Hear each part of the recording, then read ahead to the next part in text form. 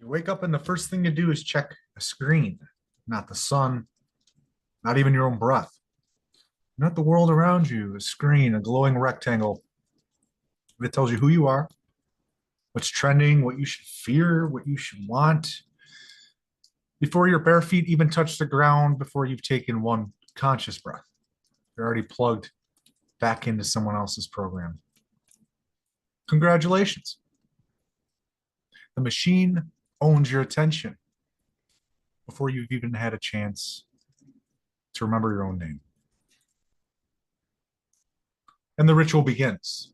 Dragging yourself from the sheets, you shuffle into the bathroom where you wash your skin with chemical soap that strips your body's natural defense and leaves you dependent on lotion made from the same factory sludge. You stare at your reflection and don't even see yourself. You see the mask you've learned to wear. You scrub your teeth with fluoride that deadens the very gland ancient cultures called the seat of vision, the pineal gland, the inner eye. You drown your face in products designed to make you look presentable, which really means acceptable to a system that doesn't give a damn who you are. Then comes the drug ritual, the legal one, coffee, a liquid crutch that doesn't give you energy. It just loans you tomorrow's stamina and interest. You swallow it down to keep pace with a race that has no finish line. Half the world can't start the day without a substance, and we act like that's normal. It's not, it's dependency, ritualized addiction dressed up as culture. And so you go buzzing, jittering, just functional enough to perform your role in a system that bleeds you dry. Breakfast, a box of sugar, labeled as cereal. Milk from an industry that mutilates animals and sells you hormones as food. Bread baked with chemicals you can't pronounce. Eggs from cages where life is reduced to a commodity. Fuel for the machine, not food for the soul. Most people don't eat for nourishment, they eat because it's time, because they were told to, because the commercial said it's the most important meal of the day. They're not feeding themselves, they're feeding the market. Try fasting a little. And then the commute, cars lined bumper to bumper, machines jammed with humans. Every one of them burning fuel, burning life, staring at the same stoplights like livestock being funneled down a chute. Nobody questions why millions of people move in synchronized misery every morning, all to sit in boxes under fluorescent lights, staring at other glowing rectangles. They call this progress, but it's a human ant farm. Cities designed not for people, but for profit. Air thick with fumes, street loud with horns, everybody rushing, nobody arriving. You show up at work and sell your time. That's the trade. Hours of your life in exchange for paper digits that lose value every year. You spend most of your waking existence making someone else rich, climbing ladders that lead nowhere, bowing to bosses who bow to bigger bosses. Everyone pretending the pyramid isn't rigged. Your creativity, your energy, your time, they belong to the company. Your freedom, it's on lunch break. Your worth, it's on a performance review. And you know deep down the job isn't your purpose. It's a leash, but you bite, you nod, you grind because the bills keep coming and the system made damn sure you drown without it. Look around the office. Half the people are checked out, half are faking it, all are exhausted. But everyone keeps the mask on because if you admit the truth, that none of this makes sense, you'll be called lazy, ungrateful, crazy. So you play the role, smile at the boss, small talk at the water cooler, pretend your career matters. It's theater, a play with scripts you didn't write, lines you don't believe, and roles that are disposable the second the budget shrinks. And what are you working for? To buy things you don't need? To keep up with neighbors you don't like? To afford vacations you're too tired to enjoy? To send your kids into schools that will program them the same way you were programmed? Memorize, obey, regurgitate, comply. Critical thinking not required. Originality not allowed. Schools aren't temples of learning, they're factories of obedience. Sit down, shut up, raise your hand, follow the bell. The same conditioning you'll repeat at work, in court, in government, in life. And if you dare to question it, detention, suspension, exile. Society makes rebels before rebels even get a chance to breathe. Lunch break, food courts, fast food, prepackaged plastic meals, more fuel for the machine. You eat it fast because time isn't yours. You scroll a little, laugh at a meme, watch a video, and back to it. An hour isn't a break. You don't own your day, you rent it in increments. Back at the desk, your body aches from sitting, your eyes burn from the glow, your mind numbs from repetition. The hours drag, but the years fly. You start counting down to the weekend like a prisoner counting days to parole. But even then, weekends are just recovery time. So you can keep the cycle going. And if you think retirement is the escape, ask the millions who worked their whole lives only to spend their last years too broken to enjoy them. The system doesn't free you at the end, it discards you. You drive home through traffic again, more wasted hours, more fumes, more horns, more staring at tail lights. You get home, collapse on the couch, and drown in your phone or the TV. The rectangle tells you what's important: scandals, celebrities, politics, bread and circus, divide and distract. They feed you fear, outrage, lust, envy, all the poisons that keep you easy to control. Meanwhile, the real strings are pulled behind curtains you'll never see. The wars, the banks, the deals, those aren't on your newsfeed. Dinner? Order out, microwave something, pour more sugar into the machine. Conversations shallow. Everyone's staring at phones, pretending to connect while avoiding real connection. Families used to share firelight and stories. Now they share silence, each person lost in their own separate digital cage. And the numbing rituals continue: alcohol to drown the emptiness, pills to silence the anxiety, porn to fill the void of intimacy, shopping to create the illusion of abundance, vacations to pretend you're free. Every fix is temporary, every distraction fleeting, because the problem isn't outside, it's inside, and no external product can fill a hollow soul. So you continue to scroll until your eyes ache, comparing yourself to strangers, envying fake lives, shaming yourself for not measuring up. You laugh at garbage comedy, cry at scripted drama, argue about politics you don't understand, worship celebrities you'll never meet, and gossip about strangers who don't matter. You fill your mind with noise until silence feels unbearable. And then, when you're too tired to think, you collapse into bed. Tomorrow it begins again. And through it all, you're told, this is freedom, this is success, this is life. But it's not. The entire structure is inverted. From the moment you wake up to the moment you die, you're trained not to live, but to comply, not to think, but to repeat. And the only reason it continues is because everyone keeps playing along. Truth. You want to know why it's like this, why everything feels backwards, why every step of life smells of control, deception, and manipulation? It's not an accident. It's not coincidence. It's design. The world didn't just happen to tilt this way. It was built this way, engineered with precision, structured with purpose. And that purpose was never your freedom. It was never your flourishing. It was never your awakening. It was your containment. Because control is the oldest currency.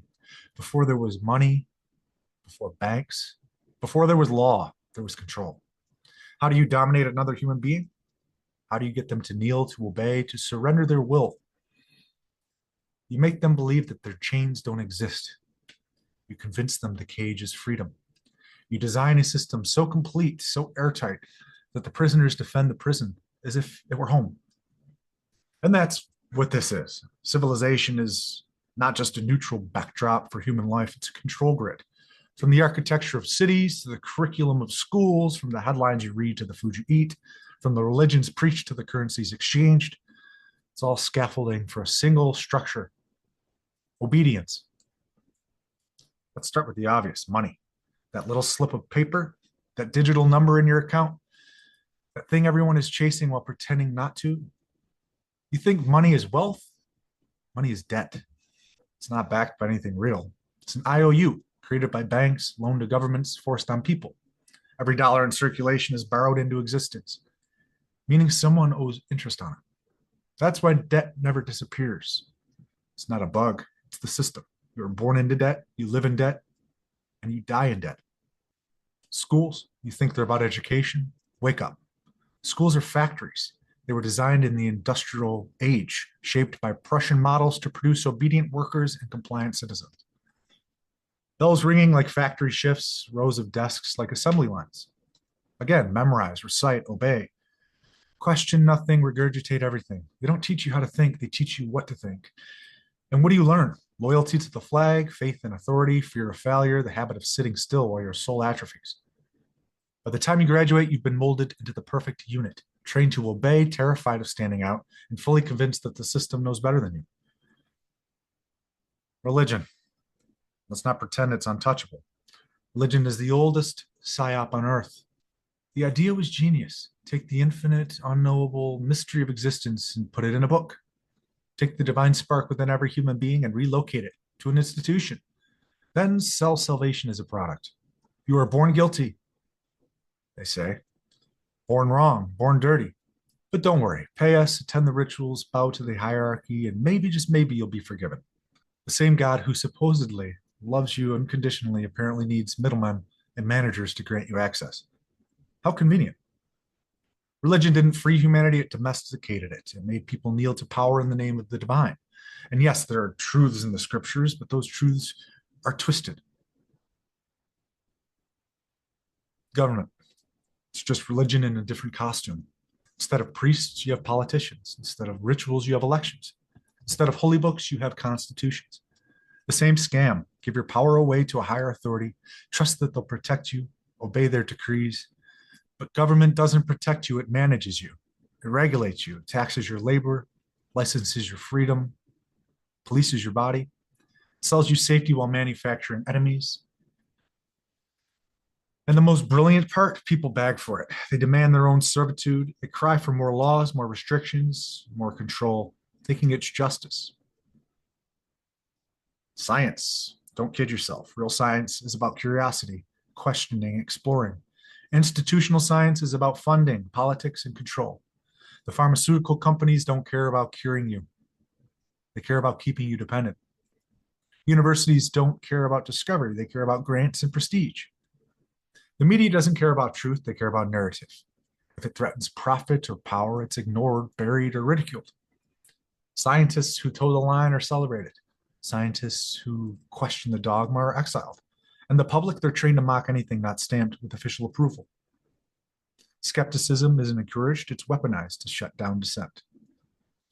And media, the circus, the constant stream of noise designed to keep you angry, afraid, distracted, divided. They hand you villains and heroes, scandals and tragedies, left versus right, black versus white, this side versus that side. Manufactured polarity. If you're busy hating your neighbor, you'll never notice the hand picking your pocket. If you're glued to outrage, you'll never have time for reflection. They flood your senses with junk, so the silence where truth might speak never arrives. And they do it with a smile, with jingles, with pretty faces reading lines from teleprompters, while corporations write the script. And death, the final trick. Think about it. From the time you're a child, death is the ultimate threat. Step out of line, lose your soul, burn forever. Speak against the state, be imprisoned or executed. Fail in society, starve and die. The fear of death is the hammer that drives all the nails of obedience. But what if death isn't what they told you? What if consciousness doesn't end? What if the real terror for them isn't your death, but your awakening? A human being unafraid of death is ungovernable. That's why they wrap death in fear and horror. That's why funerals are sanitized, why cemeteries are manicured, why aging is treated as a disease to be hidden. They want you terrified of the inevitable, so you'll cling harder to the cage. Every angle of life engineered, every institution corrupted, every symbol inverted. And it's brilliant because you don't even need bars on the windows when the prisoner polices himself.